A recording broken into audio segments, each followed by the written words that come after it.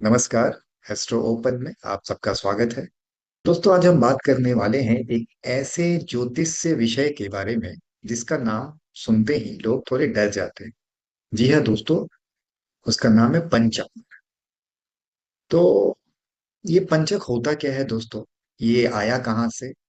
क्या पंचक सच में अशुभ होता है, या पंचक के दौरान क्या करना चाहिए, क्या नहीं करना चाहिए, क्या अवॉइड करना चाहिए?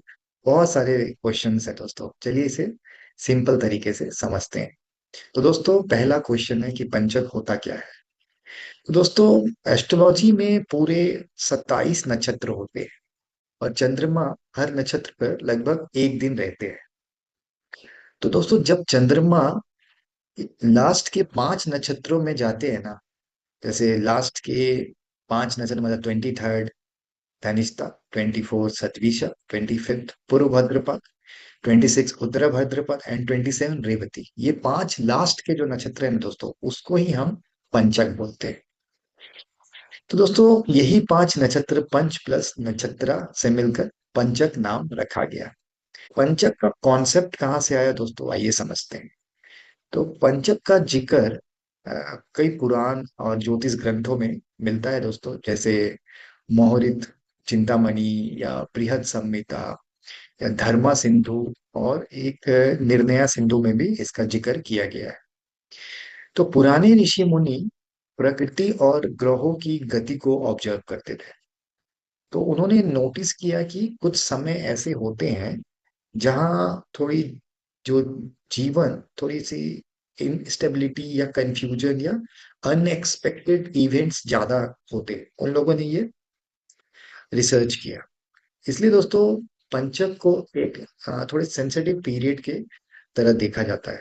तो पंचक को क्यों थोड़ा सेंसिटिव माना जाता है दोस्तों? क्यों? जैसे उनकी जो एनर्जी है, राहु शनि और वायु तत्व की एनर्जी ज्यादा रहती है। तो ये एनर्जीज जो है ना, कभी कभी इंस्टेबिलिटी, डिले या सडन चेंजेस या थोड़ी मेंटल रेस्टलेसनेस या अनसर्टेनिटी भी लाती है। तो इसी वजह से पुराने समय में कुछ कामों को पंचक में के दौरान थोड़े अवॉइड करते थे लोग। तो आइए जानते हैं दोस्तों कि पंचक में मेनली कौन से काम अवॉइड किए जाते थे।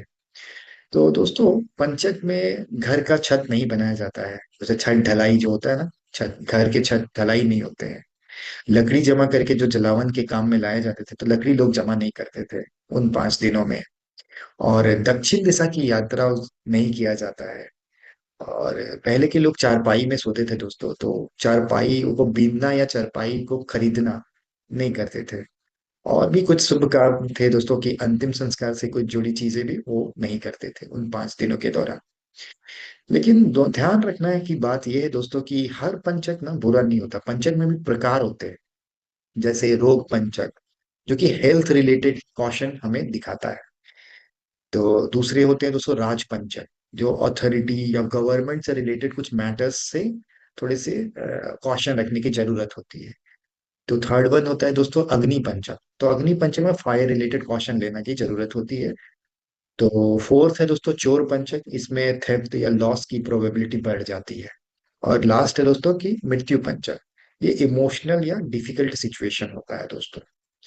तो दोस्तों, एक माइथोलॉजिकल बिलीव भी है कि कुछ कथाओं में के अनुसार, मतलब अगर पंचक के दौरान किसी व्यक्ति की मृत्यु हो जाती है और उसका प्रॉपर रिचुअल से दाह संस्कार नहीं किया जाता, तो परिवार को थोड़ा सा कष्ट आ सकता है। इसी की वजह से दोस्तों पंचक शांति की परंपरा बनी। दोस्तों, अब बात आती है कि क्या पंचक से डरने की जरूरत है। तो बिल्कुल डरने की जरूरत नहीं है दोस्तों। एस्ट्रोलॉजी का उद्देश्य डर पैदा करना नहीं है दोस्तों, बल्कि ये अवेयरनेस क्रिएट करना है। तो आज के समय में पंचक का एक केयरफुल प्लानिंग पीरियड की तरह उपयोग होने लगा है दोस्तों, जहाँ पेशेंस और माइंडफुलनेस की जरूरत ज्यादा होती है। तो पंचक के सिंपल उपाय होते हैं दोस्तों, हनुमान चालीसा का पाठ या महामृत्युंजय जाप एंड अन्नदान, गौदान and positive mindset and patience की जरूरत होती है दोस्तों उस समय। अंत में दोस्तों, एक इंपॉर्टेंट बात है कि ज्योतिष हमें डायरेक्शन देता है, फियर नहीं दोस्तों। सबसे बड़ा उपाय हमारा एक कर्मा है और पॉजिटिव थिंकिंग है। धन्यवाद।